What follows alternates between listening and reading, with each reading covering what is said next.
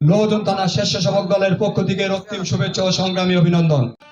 কুমারভোগে বিএনপির রাষ্ট্র মেরামতের ৩১ দফা দাবি আদায়ের লক্ষ্যে আলোচনা সভা ও লিফলেট বিতরণ। মুন্সিগঞ্জের পদ্মা সেতু উত্তর থানার কুমারভোগ ইউনিয়নের শিমুলিয়া বাজারে জাতীয়তাবাদী দল বিএনপির রাষ্ট্র মেরামতের ৩১ দফা দাবি আদায়ের লক্ষ্যে আলোচনা সভা ও লিফলেট বিতরণ করা হয়।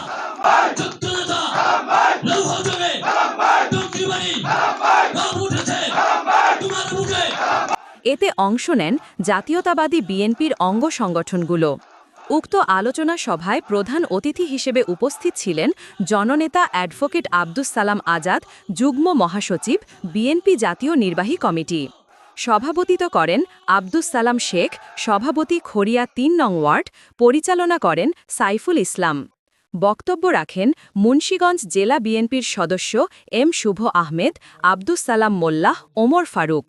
বক্তব্য রাখেন লৌহজং উপজেলা বিএনপির সাবেক সাংগঠনিক সম্পাদক আলহাজ বাদল হোসেন হাওলাদার, উপজেলা যুবদলের আহ্বায়ক মুক্তার হোসেন খান, উপজেলা যুবদলের সিনিয়র যুগ্ম আহ্বায়ক আল আমিন খান, উপজেলা স্বেচ্ছাসেবক দলের আহ্বায়ক ওমর ফারুক রাসেল, সিনিয়র যুগ্ম আহ্বায়ক তানভীর আহমেদ অভি, উপজেলা যুবদলের যুগ্ম আহ্বায়ক মনির শিকদার, উপজেলা ছাত্রদলের সাবেক সাধারণ সম্পাদক শিপন, উপজেলা যুবদলের যুগ্ম আহ্বায়ক মাহবুব আলম টিটু, বিএনপি নেতা সেকান্দার খান বাবু।